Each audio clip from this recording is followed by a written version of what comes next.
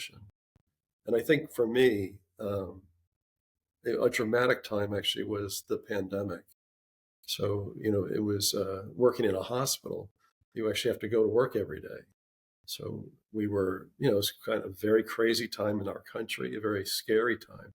But, I found myself going into work every day. And counter to what we expected, we didn't have a decline in admissions. We had an overflowing number of admissions. In fact, we could have built another hospital and filled that too.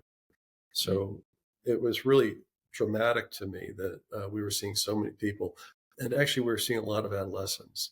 So I was running, actually, I do a lot of administrative work now, but they do let me do a clinical work every day. So Cam and I were running an adolescent group, and you know, every once in a while it gets a little slow, so we tend to ask the kids questions.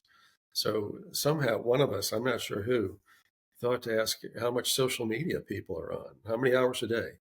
And we went around the room, and it was a real jaw-dropping moment because every kid was on for at least double digits hours every day, so 10 or more hours every day. And one kid saying, I'm on all the time. I even sleep with it.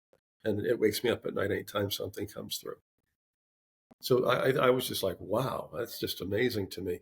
And we got into a discussion about why. And they just very matter of factly explained, well, we went to school one day, we were sent home.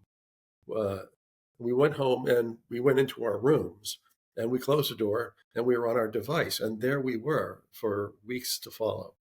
And pretty much their only communication with each other and with the outside world was through a device.